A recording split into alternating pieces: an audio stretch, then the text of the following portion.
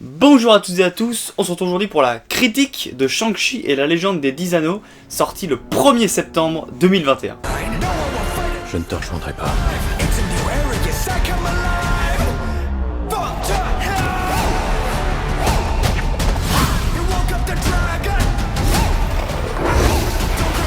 Tu ne peux pas échapper à celui que tu es. Bonjour à toutes et à tous, on se retrouve dans cette première critique de l'année et non pas flash critique. C'est une vraie critique, c'est une critique qui sort le samedi ou le dimanche plus, et donc c'est une vraie critique, voilà.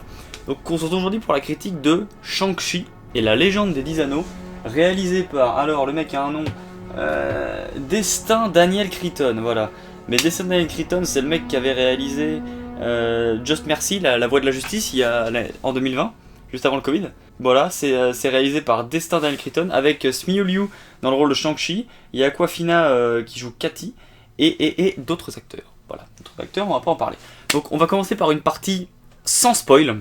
Une partie sans spoil où je ne spoilerai pas, je vais revenir un petit peu sur le film, sur des choses à côté du film et sur le film.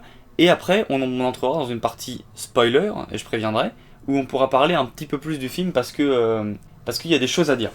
Il y a beaucoup de choses à dire. Donc c'est la rentrée. Et Marvel également, Marvel aussi fait sa rentrée. Bon, je sais pas si on voit, j'ai un t-shirt Marvel pour être dans le thème, quoi.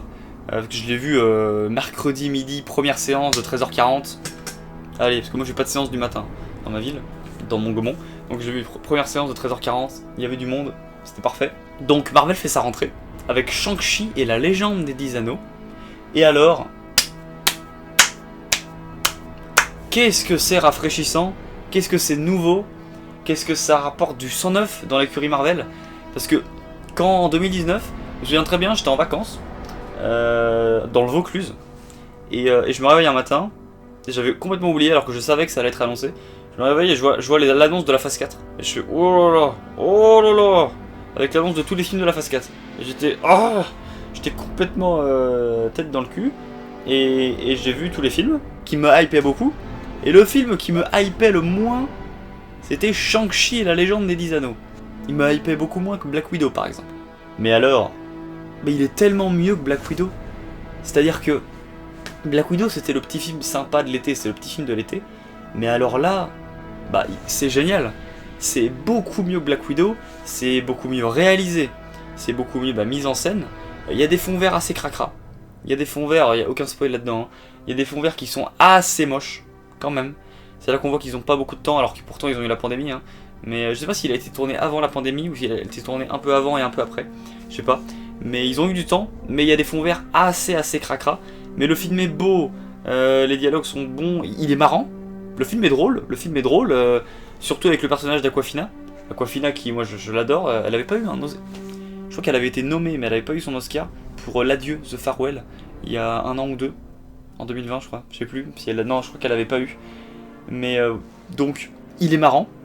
Il y a des choses inattendues, voilà.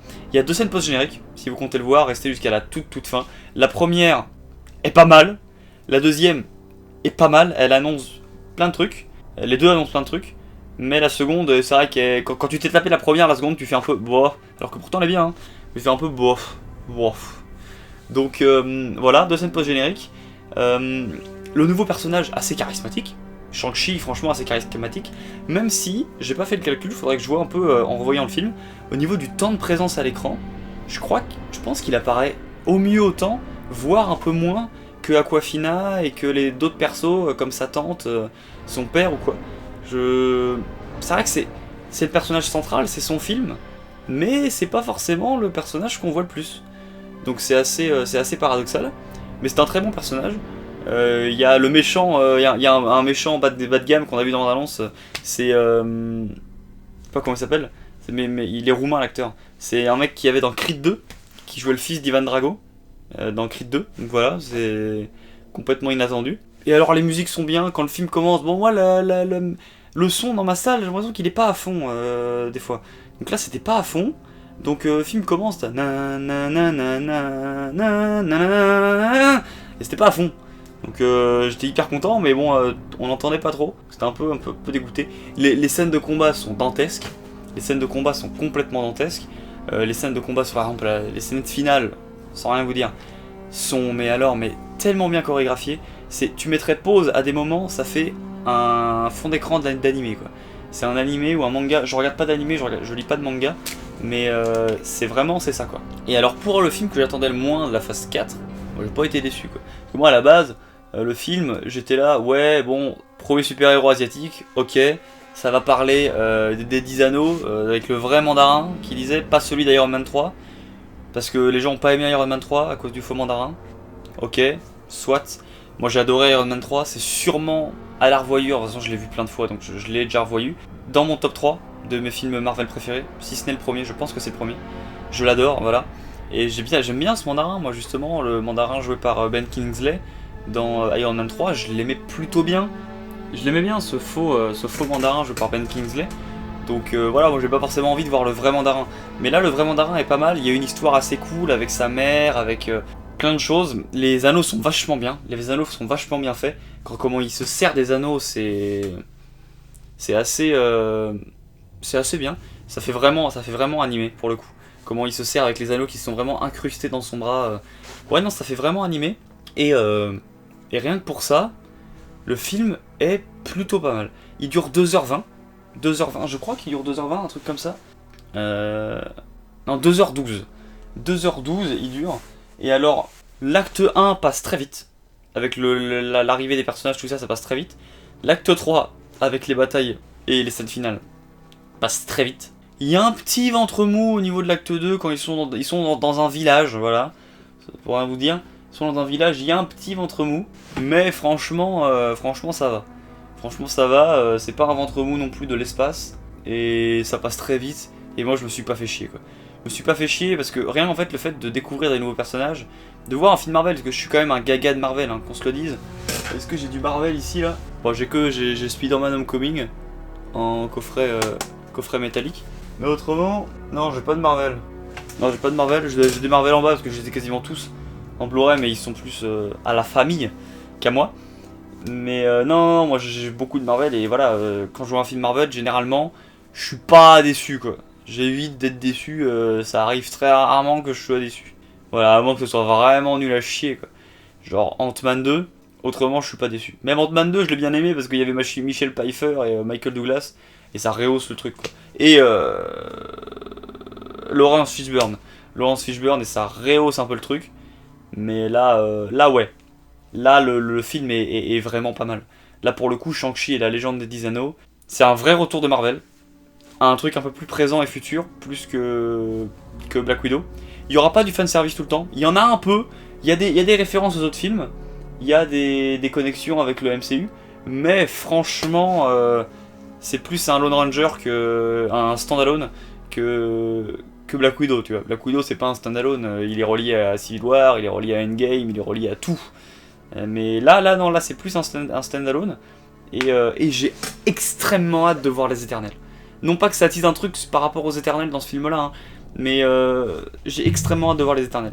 Voilà, parce que les Éternels, en fait, je sais que ça va être excellent. Mais le grand public ne le sait pas. Le grand public n'attend pas les Éternels. Donc j'ai très hâte que le grand public découvre les Éternels. Et qu'il fasse, ouais, on va aller voir ça. Et que ce soit incroyable. Voilà. J'ai hâte que les Éternels soient délirants. C'est mon rêve. Je veux ce film. Salma Hayek, Kit Harington, Richard Madden, Angelina Jolie, ça va être fou. Mais on divague beaucoup, je trouve. Voilà. Donc, on va plutôt passer en partie spoil. Hein? Passons en partie spoil pour parler de 2-3 trucs assez sympathiques. 2-3 trucs assez sympas. On spoil. Je vous mets petite bande-annonce, tout Shang-Chi, et après partie spoiler. Allez, on spoil. Je ne te rejoindrai pas.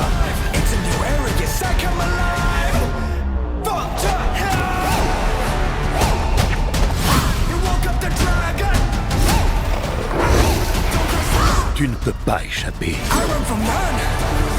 à celui que tu es. Si vous êtes là, normalement, c'est que vous voulez être spoilé, ou que vous vous en battez les couilles. Donc on va être là pour spoiler. Voilà. Ah non, on me verra plus trop. Je voulais mettre du rouge en gélatine pour faire un peu Shang-Chi.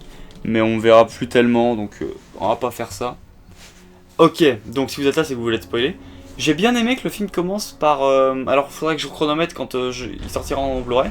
Mais j'ai bien aimé qu'il commence par, je pense, je dirais 10 minutes, 10-15 minutes de vraiment en chinois ou en japonais, je sais pas s'ils sont chinois ou japonais. Je pense que c'est chinois, je sais pas, je veux pas me dire de conneries. Je pense que c'est chinois, mais j'ai bien aimé que ça commence par 15 minutes de chinois sous-titré quoi. Parce que les Américains, ils aiment pas lire. Donc c'est un truc qu'il faut savoir dans les films américains. Généralement, quand il y a des japonais ou des chinois, c'est justement ça fait l'objet de polémiques à chaque fois, ils les font parler anglais, même quand ils sont en Chine. Parce que les Américains ont une flemme monumentale, et comme la majorité des films sont en langue anglaise, et bah ils ont pas l'habitude de voir des films en version originale sous-titrée anglais. Vu que tous leurs films, bah ils sont directement en anglais. Donc à moins qu'ils voient des films portugais, des films français ou italiens, bah ils lisent jamais. Donc voilà, c'est pour ça que Parasite, oh là là, lire c'est compliqué. Hein. Et donc, nous on a plus l'habitude que de lire. Et donc c'est assez bien qu'ils aient pris le pari de commencer par 15 minutes de chinois, même plusieurs fois dans le film, ils parlent chinois, mandarin pendant de longs moments. Et j'ai trouvé ça plutôt sympa. Plutôt sympa, et ouais non, c'est... L'intro du film est vraiment avec l'histoire, je crois que c'est sa mère qui raconte l'histoire du mandarin, non, il s'appelle pas le mandarin, de Xianlu, comment attends, je dis des conneries, je sais pas comment il s'appelle. Xu Wenwu, voilà Wenwu, il s'appelle Wenwu. Donc l'intro avec Wenwu, comment est-ce qu'il a eu les 10 anneaux et tout ça, c'est vraiment vraiment super, c'est super bien chorégraphié, c'est très fluide. Et alors, pour parler de fluidité, quand il se bat avec sa mère, quand il veut trouver Talo, et qu'il arrive dans le petit écrin de verdure pour trouver ce qui deviendra la mère de Shang-Chi, et pour la dire s'il te plaît laisse-moi passer, leur bataille, enfin leur combat à eux deux, c'est un ballet quoi. C'est magnifique, t'as lui avec toute sa rage, même pas sa rage, mais ses combats, et elle a juste à mettre ses mains, et ça fait toute une chorégraphie, c'est magnifique. Et il y a la même chose à la fin avec Shang-Chi. Alors ça oui, c'est un truc, bon après je veux bien, Shang-Chi a des dons, donc Shang-Chi a des dons, est plus fort que son père normalement, c'est Shang-Chi quoi. Mais il a appris ce que son père a appris pendant plus d'un millénaire, et ce que sa mère a été éduquée à apprendre ça depuis qu'elle est née, lui il l'a appris en une journée quoi. Et les techniques de combat, je veux bien, je pense qu'il connaissait déjà un peu, peut-être que sa mère l'avait entraîné quand il était jeune, mais ouais non, quand même quoi. C'est un peu rapide comme apprentissage. J'ai adoré Katie, personnage d'Aquafina, qui est très drôle. Les deux qui se sont voituriers au début, ça c'est très rigolo. Voilà. Et alors, il va falloir parler de ça. Hein. On arrive dans la demeure, l'endroit où combattent, le ring de la sœur de Shang-Chi. Et qui c'est qu'on voit? On les avait déjà vus dans la bande-annonce. Hein. Qui c'est qu'on voit sur le ring? Wong. Donc Wong de Doctor Strange. Et l'Abomination. L'Abomination alias Tim Ross. Emile Blonsky, voilà. Emile Blonsky. C'est ça. Donc on est avec Emile Blonsky. Et alors bon, ça n'a pas servi à grand chose. Mais alors, je bois. Alors va falloir nous expliquer. Parce que du coup, il est censé être emprisonné. Emile Blonsky est censé être en prison. Et donc là, il se retrouve avec Wong. Wong qui est gentil. Qui fait ouais, t'as retenu tes coups, Emile, machin. Wong, le mec le plus carré du monde. Et rigolo. Après, à la fin du film, bon, je crois que Hôtel California tous les trois. Mais Wong est rigolo. Ouais. Et Emile, quoi. Qu'est-ce qui se passe avec Emile? Est-ce qu'il est pote avec Wong? Est-ce que. Je sais pas, c'est. Et puis après, il fait un portail. Et il y a Emile qui le suit. Je comprends pas. On aura les réponses dans She-Hulk. Parce qu'il y aura l'Abomination, il y a Tim Ross dans She-Hulk. À savoir s'ils vont trouver un truc pour qu'il redevienne Tim Ross, pour que ce soit juste Tim Ross, quoi. Parce que je préfère Tim Ross à cette chose. Ils vont pas mettre cette chose dans un tribunal. C'est pas possible. Ou alors dans une grosse boîte. Mais non, je comprends pas. Et donc ça, voilà, c'était une première incompréhension. Et alors, deuxième personnage qui revient. Il y avait eu des échos.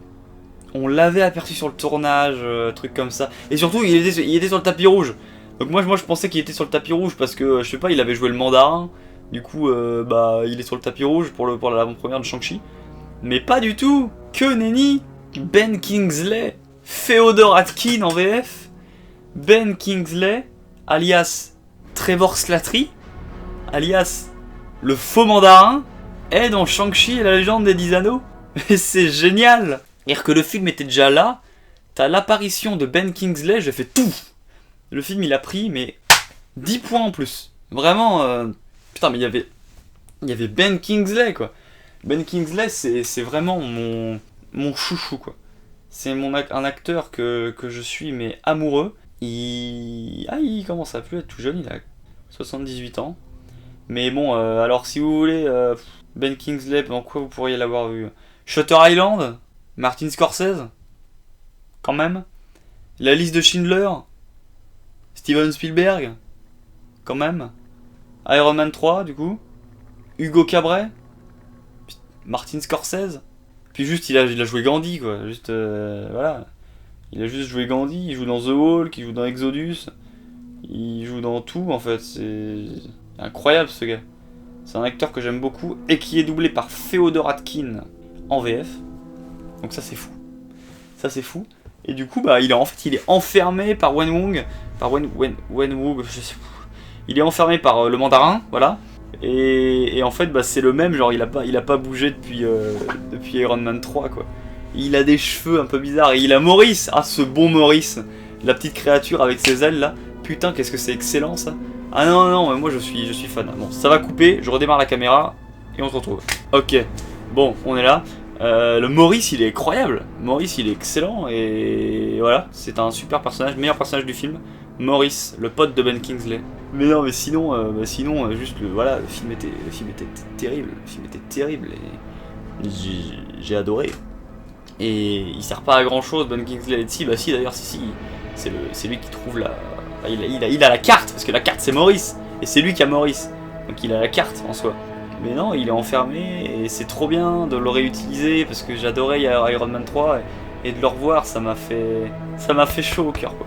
Et alors la bataille finale avec les deux dragons, mais oh là là, mais deux dragons dans le MCU qui se combattent, mais si à l'époque de Iron Man 1 quand même, parce que c'est ce que j'ai dit à mes potes à la fin du film, j'étais le voir avec 3 potes, on était 4 et oui du coup, et à la fin du film vous vous rendez compte quand même que les 10 anneaux c'était l'organisation qui avait enlevé Tony Stark dans Iron Man 1 et on est 13 ans après dans Shang-Chi et c'est les 10 anneaux quoi.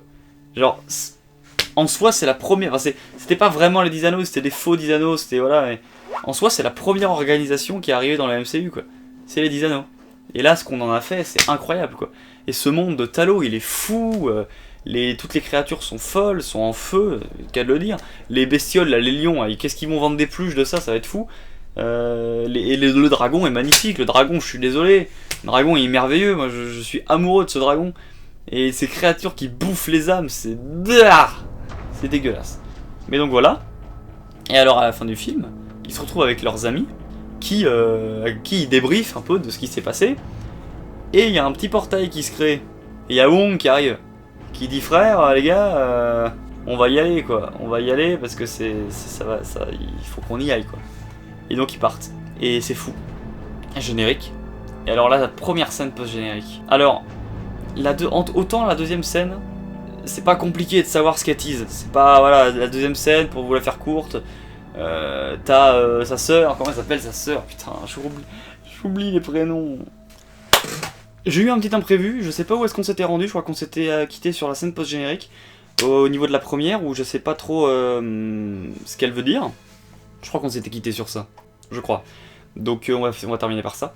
Donc la première scène post-générique, alors on voit les anneaux, on comprend qu'on est dans le Sanctum Sanctorum ou alors à Camartage ou dans un autre Sanctum Sanctorum, mais peut-être pas celui de New York, je sais pas.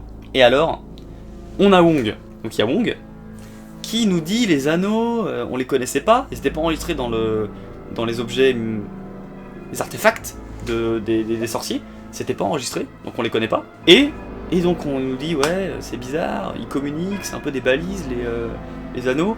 Et là on a Brie Larson et Mark Ruffalo qui apparaissent. Donc Brie Larson, Captain Marvel, et Mark Ruffalo, Professeur Hulk, qui arrive. Mais alors Mark Ruffalo est sous les traits de Bruce Banner, il est un peu vieilli. En fait il est un peu vieilli, il y en a plein qui essaient d'imaginer les théories, ouais, peut-être qu'il a vieilli, peut-être que machin et tout. Je pense juste que c'est un caméo, et que l'acteur vieillit, hein, donc l'acteur a les cheveux comme ça, il est comme ça l'acteur dans la vraie vie. Et je pense que c'est un caméo, ils se sont pas fait chier à le rajeunir ou à le maquiller à fond. Donc surtout qu'en plus c'est par visio, alors c'est bon. Donc je pense qu'il est juste comme ça, il n'y a pas besoin d'aller chercher plus loin. Il a toujours une attelle du Snap, donc ça veut dire que ça se passe pas longtemps après. Et donc ils nous disent que c'est une technologie machin qui communique, et quand on va nous dire avec quoi elle communique, t'as Brie Larson qui fait « Attendez, je suis appelé », et elle se barre. Toujours elle se barre celle-là là. Et du coup bah on sait pas. Du coup on sait pas. Et c'est très très intriguant, c'est très très intriguant, et du coup Mark Ruffalo est toujours dans le MCU, il est toujours connecté. Je sais pas si c'est les Avengers, je pense que c'est les protecteurs de la Terre encore en vie quoi. Mais c'est pas vraiment une organisation Avengers, juste quand il y a un problème ils se réunissent quoi. Et alors concernant Hulk, soit il a réussi à choisir quand il peut être Hulk ou pas Hulk quand il veut, soit il a dissocié les deux, ce qui serait vachement classe. Soit je sais pas. Mais donc on a Wong et tout ça, et Wong à la fin il chante Hotel California, et ça c'est Wong qui chante Hotel California. Je sais pas, il est bizarre Wong, il est beaucoup trop drôle, alors que normalement c'est Wong quoi. Mais donc ouais, non, franchement ce petit trio, Aquafina, Shang-Chi et Wong, franchement j'aime beaucoup. Donc voilà, on va se quitter là, on se dit à une prochaine pour une prochaine vidéo. Portez-vous bien, c'était la critique de Shang-Chi et la légende des 10 anneaux. Le prochain Marvel ce sera début novembre. Nous on se dit à une prochaine. Salut!